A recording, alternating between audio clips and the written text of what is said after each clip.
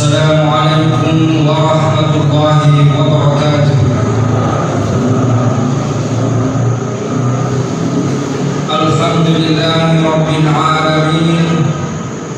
Al-qailu fi kitabihil karim, fatalaqqa Adam min rabbih kalimatin fataba alaihi innahu huwat tawwabur rahim. Assalatu wassalamu ala nabiyyina al-mursalin syafi'ina wa habibina Muhammadin wa ala alihi wa sahbihi ajma'in, amma ba'du. Hadirin hadirat sidang jamaah Isya jamaah Tarawih Masjid Al-Munawwarah yang dirahmati dan dimuliakan Allah Subhanahu wa taala. Malam ini adalah malam ketiga tarawih kita Ramadan 2023. Kita akan melanjutkan pengajian kita dari tadi subuh itu yang masih berkaitan dengan tujuan puasa, bahwa kita ini semestinya meningkatkan ketakwaan. Saya mau angkat satu kisah di dalam Al-Quran tentang kisah Nabiullah Adam alaihissalam. Adam ketika Allah tempatkan di dalam surga, diberi kenikmatan dan diberi pasangan hidup, tetapi di balik kenikmatan itu Allah memberikan satu tension, itu satu larangan kepada Nabi Adam untuk tidak mendekati buah khuldi, apalagi sampai itu dimakan oleh Nabi Adam. Dikatakanlah di dalam Al-Quran, وَلَا تَقْرَبَا هَذِهِ الشَّجَرَةَ فَتَكُونَا مِنَ الظَّالِمِينَ. Wahai Adam, jangan sampai sekali-kali engkau mendekati pohon ini bersama dengan istrimu. Dalam artian, makan pun jangan, mendekati jangan, lebih-lebih lagi sampai-sampai engkau menikmati buah dari pohon khuldi ini. Kalau engkau memakannya, kata Allah, engkau termasuk orang yang menzalimi diri sendiri. Kenikmatanmu lebih banyak dibandingkan dengan hanya satu larangan. Tetapi di cerita itu kemudian iblis yang iri memprovokasi Adam, membujuk Adam. Adam tidak mempan, dibujuklah Adam melalui istrinya, diprovokasi.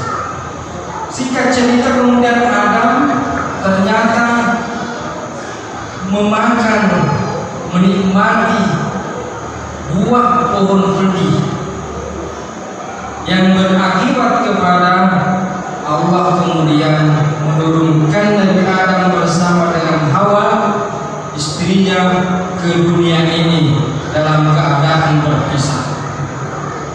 Lama baru ketemu. Diundang Allah Subhanahu wa taala. Di dalam kisahnya kemudian di dalam perjalanannya Nabi Adam minta ampun, bertemu kepada Allah. Fatalaqqa Adam min rabbih.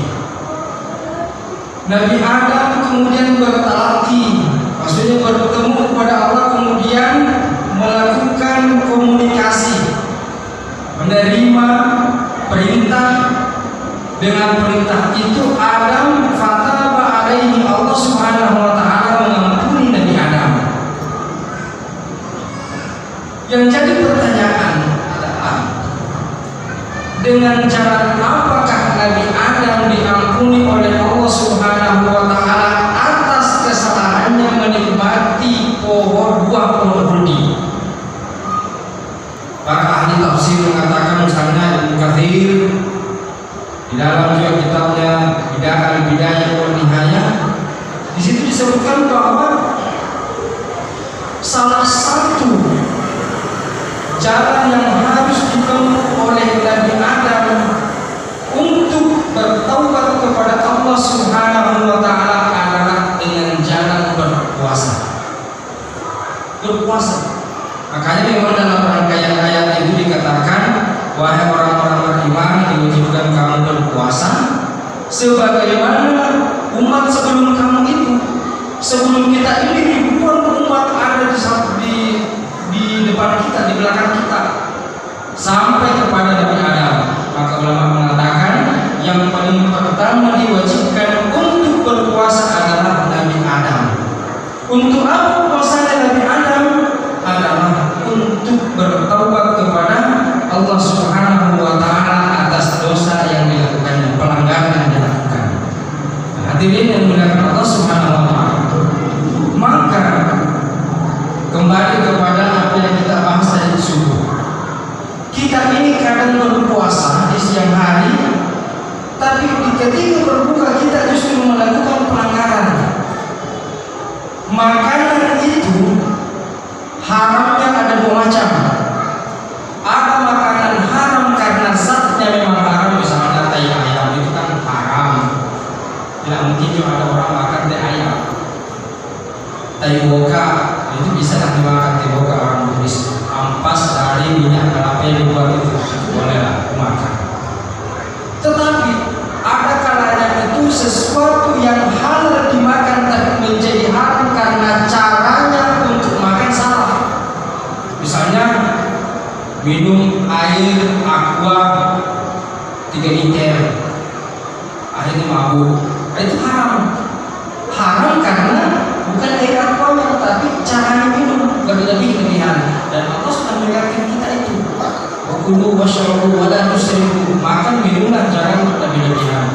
Maka puasa yang kita lakukan ini sebenarnya adalah untuk menekan potensi kita melakukan kesalahan melalui perut. Memang hadis Nabi SAW mengatakan bahwa perut itu merupakan satu pintu dosa terbesar bagi umatku. Coba kita perut, apa saja bisa masuk. Kalau di Indonesia mengatakan durian masuk, dimakan masuk, minyak solar masuk, aspal pun dimakan, kata Indonesia. Maka potensi kita melakukan dosa di perut sangat tinggi sekali. Walhasil segala aktivitas ibadah itu menjadi malas kita kerjakan. Kenapa? Jasad kita ini kuat dengan barang-barang haram, sementara ruh kita, ruhaniyah kita ini lemah dengan asupan-asupan ibadah. Maka ulama mengatakan begini, ketika jasad kita ini dilemahkan, tidak dimanjakan, dikurangi asupan-asupan yang haram, maka itu membuat ruh kita menjadi kuat. Coba kita lihat bandingkan, mulai pagi kita puasa, tidak makan, tidak minum, tapi malam hari selama puasanya benar, bukanya benar, sahurnya benar, kalau dia malam masih mampu taruh itu dalam rakaat minimal, tidak ngantuk, masih bisa ikut pengajian 10 menit, 15 menit tidak ngantuk. Kita ini masih dalam rakaat. Kalau di Saudi, di Makkah itu bisa sampai 23 rakaat dengan witirnya. Itu pun dengan bacaan yang tidak sependek yang kita ambil. Kalau saya ambil 1 juz 1 malam, besok pagi sudah disuruh pulang 1 juz 1 malam. Sementara di pondok-pondok kita itu di Makassar sudah banyak santri-santri yang diutus menjadi imam tarawih, mengimami sholat tarawih 1 juz 1 malam. Kalau saya terus terang, yang saya bawa itu paling banyak 1 lembar 1 malam, paling banyak itu. Kalau saya ambil 1 juz 1 malam, masuk WA, dibuka ternyata tiket pulang seganti habis jamaah. Tapi terserah, bukan itu masalahnya. Pada intinya adalah kita masih mampu menikmati rangkaian ibadah di malam hari, tarawihnya kah, tadarusannya kah secara sendiri-sendiri, pengajiannya kah dengan semangat. Itu dari mana? Adalah ketika kita melaksanakan puasa dengan cara benar, makanan yang kita masukkan dengan cara yang benar, hasil yang benar, lalu kita buka juga tidak berlebih-lebihan, maka perut ini hanya diisi dengan hal-hal yang benar. Jasad kita kuat, perut kita juga ikut kuat. Hadirin yang dimuliakan Allah Subhanahu wa taala. Maka kesimpulan sederhana, puasa itu bukan hanya sekedar menggugurkan kewajiban, tetapi puasa itu adalah salah satu jalan kita bertaubat kepada Allah Subhanahu wa taala